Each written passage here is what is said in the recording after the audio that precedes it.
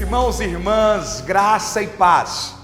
Nós estamos mais uma semana juntos, pela graça de Deus, para estudarmos a santa e gloriosa palavra do Senhor através das lições da Escola Bíblica Dominical.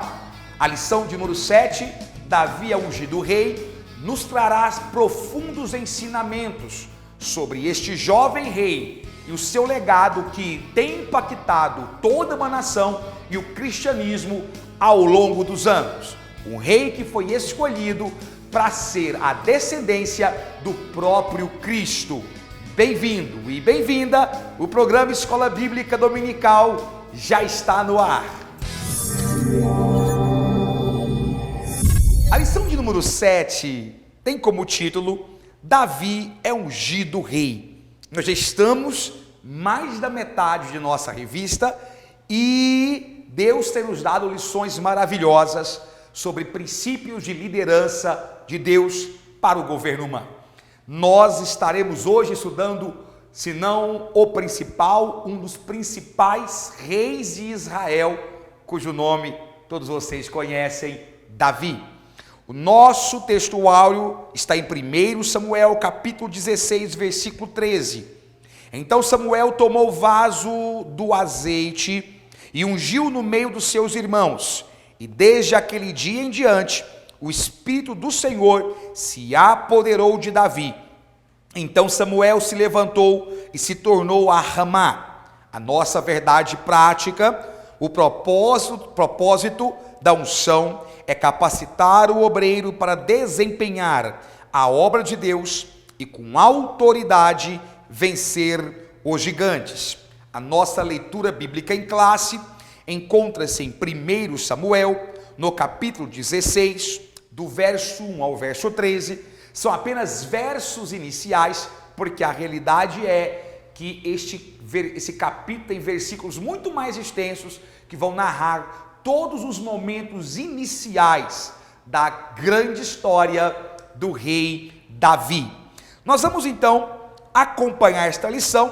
Eu sugiro que o irmão a todo momento esteja com sua Bíblia aberta, a sua folha de anotações do lado e, claro, vai aquele convite especial. A aula está para começar, mas não continue sem antes deixar aquele joinha importante aqui no nosso vídeo, de compartilhar este vídeo com todos os que vocês conhecem, que gostam e que amam o ensino da palavra do Senhor. E claro, deixe também um comentário aqui para nós, do que você está achando, o que você aprendeu, de onde você está nos assistindo. Nós queremos fazer menção de você aqui na nossa próxima aula. Muitas vezes nós não falamos o seu nome aqui, porque o nosso tempo é exíguo, mas o seu comentário fica aqui, marcado em nosso peito, em nosso coração e nos dá ânimo e impulso para continuar avante. Então,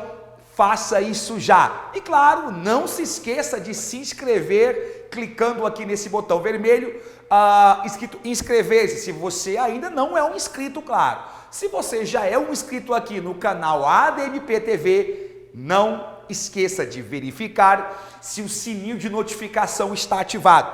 Ativando, entrou programação nova no ar, você automaticamente será notificado. Amém? Muito bem, meus irmãos, nós estaremos conversando agora sobre um momento crucial na história de Israel. O surgimento de um personagem que tem impactado milênios de história, anos, séculos de história, estão alicerçados sobre esse nome, Davi, o grande rei Davi. Nós já falamos um pouco sobre ele aqui, mas é bom darmos continuidade a essa linda história deste homem. Bom, antes de nós entrarmos nos tópicos da revista, é bom nós nos situarmos no momento histórico em que estamos atravessando.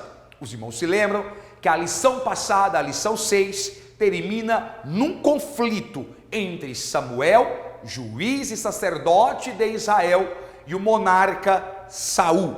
Nós vimos na aula passada que devido aos graves pecados de Saul e ao seu não arrependimento genuíno, o Senhor se zangou e retirou dele a bênção da monarquia, a bênção do reinado. Agora nós estamos num cenário onde Saul desconfia de Samuel. Saul imagina que Samuel está tramando contra ele, até porque Samuel, imbuído da autoridade de Deus, apontou o dedo para Saul e disse: o reinado foi tirado de você. E imagine você que na cabeça de um rei, ao ouvir isso de um juiz, de um sacerdote, ele já pensou automaticamente: Samuel vai intentar contra mim pelas minhas costas e vai procurar um novo monarca.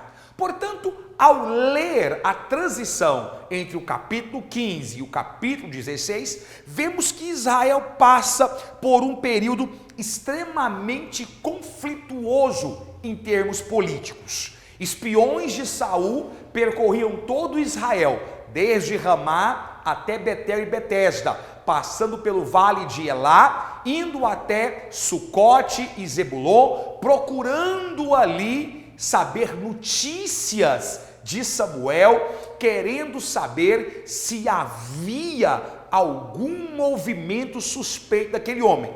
Acredite, Saul não recitaria um minuto sequer em matar, não apenas Samuel, como também a qualquer um daqueles a quem Samuel ousasse apontar como novo rei de Israel. Não se esqueça, ao momento da história que Saul recebe em si espíritos malignos, porque nós sabemos que quando alguém dá espaço para o diabo, abre brecha para o demônio, ele se aloja.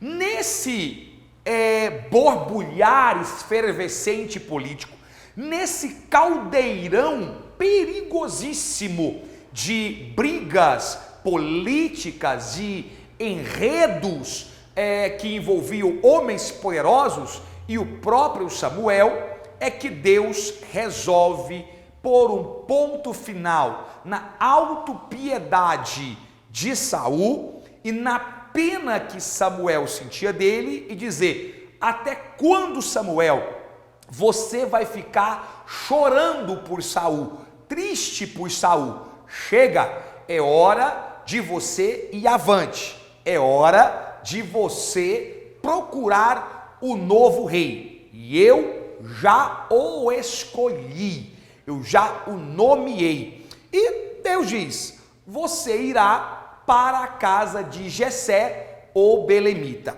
Eu quero lembrar aos irmãos que pela genealogia bíblica, Jessé era neto de Ruth e Boaz, aquela mesma Ruth que tem um livro todo dedicado a ela como oferecimento, como exemplo de dedicação, gratidão e fidelidade. Nada melhor do que da casa da fidelidade surgir o grande rei Davi. Portanto, Deus fala para Samuel: pega o teu chifre de azeite, dirija-se a Betel, saia de Ramá e vá lá ungir o novo rei. Naquela hora, sobre Samuel desce um espírito de medo. Ele diz: Deus, mas se Saul souber que eu estou indo para Belém, ele vai desconfiar de que algo está acontecendo. Afinal de contas, Belém não está na minha trajetória regular de ida. Então Deus diz: não se preocupe, se a sua preocupação é Saul, tome uma oferta de sacrifício, vá a Belém e diga para eles que você foi lá sacrificar ao Senhor, algo que o homem de Deus sempre fazia. Os irmãos se lembram que na lição passada nós vimos que, aliás, na lição atrasada, na lição 5, nós vimos que Saul foi escolhido assim. Ele foi encontrado no dia em que o profeta Samuel havia ido a Zuf para sacrificar ao Senhor. Muito bem, a nossa lição, portanto, tem como contexto esse movimento de Samuel para Belém, Belém que significa casa de pão, para buscar o novo rei. E o nosso tópico 1 traz como título Davi, o ungido. Vamos colocar aqui então para fazermos aquelas observações que nós fazemos sempre e que é interessante para ajudar os irmãos. Davi, o ungido. Este é o tema do nosso primeiro tópico. Eu gostaria que os irmãos observassem o seguinte: qual é o grande papel da unção no Antigo Testamento? Porque, claro que a unção no Novo Testamento, ela ganha uma outra conotação. Na verdade, o nosso tópico 1, ele faz um extenso ou uma extensa análise do termo, do léxico unção. Eu vou começar pensando no verbo. Na verdade, esse verbo que nós vamos analisar, ele está no grego, só que é uma transliteração do hebraico, porque nós estamos nos baseando na Septuaginta, que é a versão latina, a versão mais comum, digamos assim, tá, do texto bíblico, juntamente com a Vulgata. Então, nesse caso aqui, o que os irmãos vão entender é que na Septuaginta, que é a versão grega do termo, unção, para que entendamos bem o papel, primeira palavra transliterada é aleipo. Bom, na verdade, a expressão aleipo, a nossa revista, ela traz também a versão hebraica. Eu sugiro que o irmão faça a comparação, tá? Se não me engano, suk, alguma coisa assim. Aleipo, na realidade, se refere a unção qualquer, a unção qualquer. Professor Jezael, como assim a uma unção qualquer? Quer que os irmãos se lembrem que era um costume em Israel ungir, por exemplo, pessoas doentes. Era um costume ungir lugares. Era um costume ungir, inclusive, pessoas mortas, tá? Inclusive, mortos também eram ungidos. E, inclusive, a expressão aleipo se refere também à unção sacerdotal. A unção sacerdotal. Ou seja, na verdade, aleipo, esta palavra aqui, ela é unção no sentido mais amplo possível, ok? Aleipo é unção no sentido geral. Agora, interessante o cuidado que os escribas tiveram ao escrever o texto bíblico. Porque quando vão se referir a uma unção específica, a uma unção própria de Cristo, não se usa a palavra aleipo. Nesse caso, a palavra que se usa, vou colocar aqui para os irmãos, é a palavra krios, que também pode ser escrito na versão latina com i aqui. Krios é unção, só que aí há uma diferença. Nesse caso aqui, krios é a unção no sentido litúrgico da palavra, ok? No sentido litúrgico da palavra. É inclusive desta palavra grega, krios, unção, no sentido litúrgico, que vem a palavra Cristo, que ao pé da letra significa seu ungido. Seu ungido. Krios, na raiz da palavra é unção, mas é uma unção extremamente específica. Tanto é que na Bíblia Sagrada você vai perceber que não é comum o uso dessa expressão em termos gerais.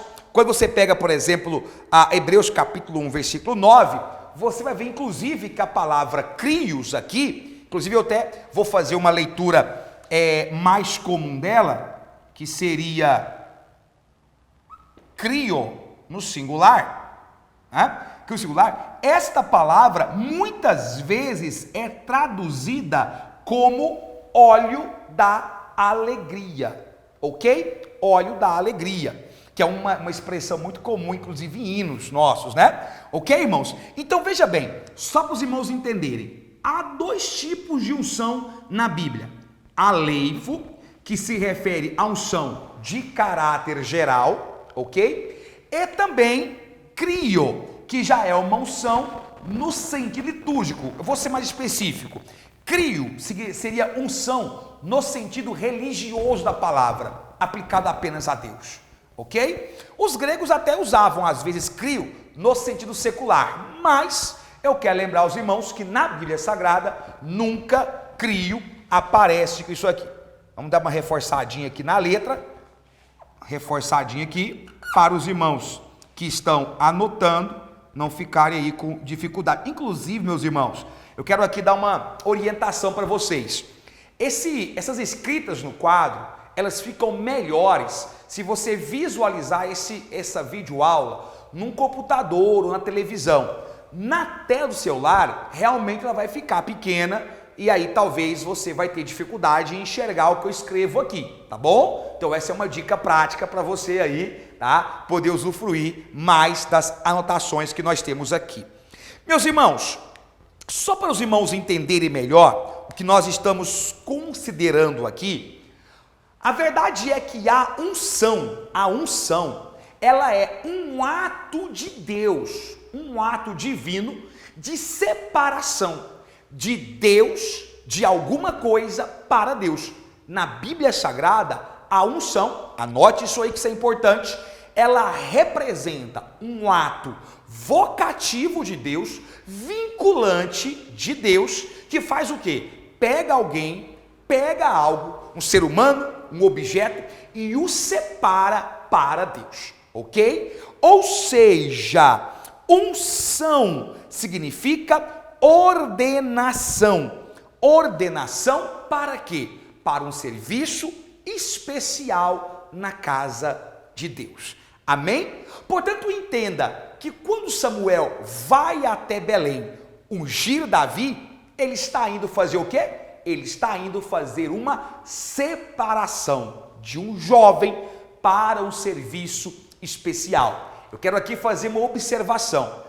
Tem pessoas que querem trabalhar na igreja, tem pessoas que querem ser úteis na casa do Pai, mas acreditam que para isso basta a sua competência e a sua habilidade humana. Acreditam que aquilo que representa o seu potencial humano já é suficiente para exercer com maestria a obra do Senhor. Eu tenho uma notícia para dar para você. Você precisa de ser ungido. Você precisa de unção. E no Novo Testamento, quando falamos em unção, não há mais unguento, não há mais óleo de oliva da fruta da oliveira esmagada sendo derramada sobre nossa vida. A partir do Novo Testamento, unção está sendo atribuído à manifestação do Espírito Santo de Deus.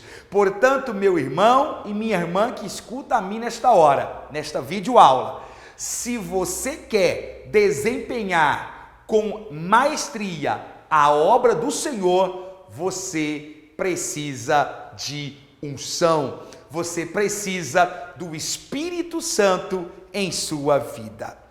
O nosso tópico 2, depois de trabalhar a questão de Davi receber a unção, de nós fazermos aqui uma dissertação sobre o que é unção, eu quero lembrar a vocês que finalmente chegou a hora de Davi ser ungido. E aí eu quero fazer uma observação para vocês. Nesse tópico aqui, Samuel chega lá na casa de Jessé, quando ele chega, o povo se assusta, porque o povo sabia que Saul estava de olho em Samuel. Então os anciãos de Belém pensam: será que Samuel veio caçar encrenca aqui? É perigoso, porque senão Saul pode vir aqui e nos destruir, nos derrubar. e aí? Aí nessa hora, Samuel diz, fiquem tranquilos, eu vim apenas para sacrificar ao Senhor. E aí ele chama Jessé e diz, olha, vem sacrificar aqui comigo, porque depois eu vou comer com você. Depois de fazer o que havia feito, a Bíblia diz que Samuel diz a Jessé que queria ver os seus filhos, porque Deus havia chamado um deles para uma tarefa especial. Não revela qual é. Naquele momento você vai perceber que Jessé começa a chamar os irmãos de Davi. Chama Eliabe, chama a Abinadab, chama a Samá e faz um desfile de irmãos na frente de Samuel. Samuel mais uma vez dá ouvidos ao seu viés humano, assim como havia sido feito com Saul, e ele se impressiona com a estatura física, com a beleza dos irmãos de Davi. Aí Deus diz, calma aí Samuel, não é nenhum desses. Por quê? Porque, meu amigo, porque, meu servo, você olha com esses olhos carnais, você olha com o olhar humano, e o olhar humano, irmão, ele tem alcance limitado. O olhar humano, ele é facilmente impressionado pela aparência física, pelo aspecto exterior, por aquilo que o homem tem a oferecer. O olhar humano é limitado pela dimensão do homem adâmico. Agora Deus diz, mas eu, Samuel, não sou homem, o meu olhar olha para dentro, o meu olhar prescruta o coração do homem, revela o que está escondido. Meu irmão, eu vou te falar uma coisa, essa lição é impressionante, porque olha só, muitas vezes ao se levantar alguém para o ministério, para a obra do Senhor, as pessoas dizem, esse não vai, esse não tem jeito, esse não tem capacidade, só que não entende que Deus olha para o coração da pessoa. Capacidade, isso Deus dá. Competência, isso Deus dá. Agora, Deus precisa de um coração potencialmente dedicado na sua obra. Deus precisa de um coração potencialmente voltado a fazer a vontade de Deus, porque senão não adianta.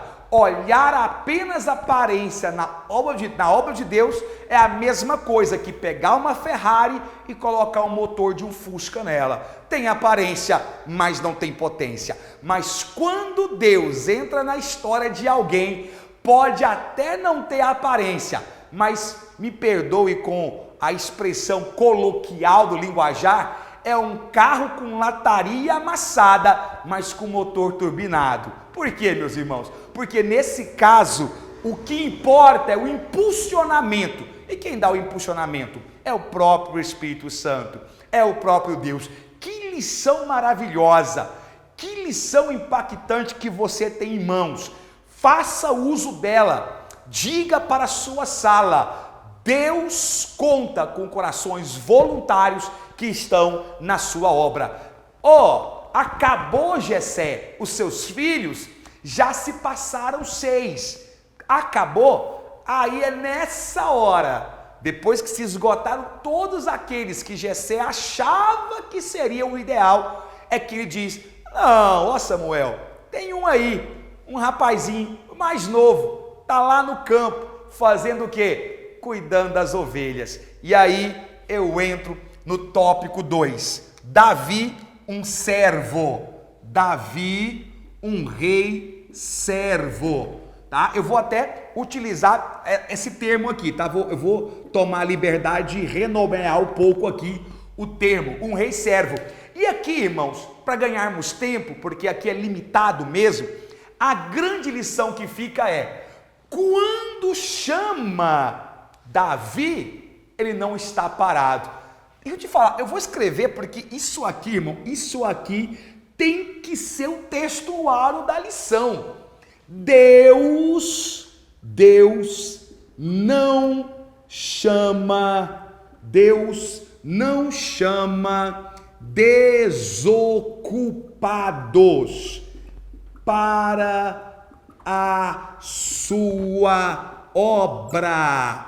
Anote isso com letras garrafais, meu querido. Chame a atenção para isso. Deus não trabalha com desocupados. Tem gente que quer ser cantor, tem gente que quer ser pregador, tem gente que quer fazer a obra de Deus, mas acha que isso vai acontecer de que jeito? Vou deitar em berço esplêndido, vou sentar na minha cadeira de balanço, vou colocar um prato de petiscos dos lados e vou aguardar o Senhor dizer, é hoje, tá? Vai lá que é agora. Está enganado. Todas as vezes que você olha para a Bíblia Sagrada, você vai perceber que o padrão de Deus para a liderança é trabalhar. Trabalhe, meu filho. Lá em Mateus, capítulo 25, versículo 21, tem o padrão de Deus para a liderança. Ei, líder, anote aí, professor, chame a atenção do seu aluno. Que lição maravilhosa, irmãos, que lição maravilhosa. Chame a atenção aí, ó. Deus diz, padrão de Deus, muito bem, servo bom e fiel, foste fiel no pouco, sobre o muito te colocarei, entra no gozo do teu Senhor. Vai trabalhar, meu querido, na obra do Senhor. Tem gente que quer ser pregador, mas só quer pregar em congresso de 1.000, 2.000, 10.000 pessoas. Quer saber quantas pessoas estão no congresso. Quer ser cantor, mas não quer cantar na congregação que tem 20 membros, não. Quer ser líder, mas não quer liderar o departamento que só tem 3 pessoas. Irmãos, Deus só chama quem trabalha. Na revista passada, estudamos sobre a mordomia do trabalho, e vimos que o trabalho é dom de Deus. Chama Davi. Cadê Davi? Está lá, fazendo o quê? Pastoreando as suas ovelhas, trabalhando no campo, a sua família num banquete, e Davi trabalhando. Escuta, olha a revelação de Deus aqui para você. Muitas vezes você olha à sua volta, e as pessoas em que você se espelha, as pessoas em que você olha, estão no banquete, estão saciando-se, e você diz, o pessoal está lá se banqueteando, está comendo, e eu estou aqui trabalhando, eu estou aqui protegendo as ovelhas, serviço penoso, sujo. Cadê? Ninguém me vê. Meu irmão, fique tranquilo, Deus te vê, tá? Deus te vê. Olha que coisa linda. Deus te vê, não importa se os outros estão banqueteando, os olhos de Deus não estão no banquete, os olhos de Deus estão em você que está trabalhando. Os olhos de Deus não estão na opulência, os olhos de Deus estão onde você está desenvolvendo a obra. Você trabalha, não é para o homem. Você dá aula na escola bíblica dominical, não é para o homem. Você dá aula é para Deus. Trabalhe para Deus. Ele é galardoador. Me desculpe, meus irmãos, mas tem hora nessas passagens que a veia pentecostal vai falar alto. Nós somos assembleianos, irmãos, e não é porque nós somos professores que perdemos essa veia que nos marca. Olha que lição maravilhosa, olha que ensinamento. Eu espero do fundo do meu coração que domingo, ao ministrar esta lição, a sua sala seja tocada pelo Espírito Santo, como nós estamos sendo tocados aqui, enquanto meditamos nesta santa palavra de Deus. Vamos em frente, porque precisamos terminar a lição. Esse é o texto, essa é a essência que eu quero que você reflita neste momento. Tem muito mais aqui, viu, meus irmãos? Tem muito mais, mas eu vou deixar para você refletir nisso aí. Terceiro e último tópico. Davi, o rei guerreiro. Também vou renomear um pouquinho aqui, tá? Davi, um rei guerreiro. Meus irmãos, escute aqui. Davi estava trabalhando. Ele era servo de quê? De ovelhas. E ovelha conhece o pastor. Ovelha não é igual gado, que é tangido, que é tocado para poder andar. Ovelha é só o pastor falar e ela acompanha a voz dele. Naquele momento você vai ver que Davi foi ungido.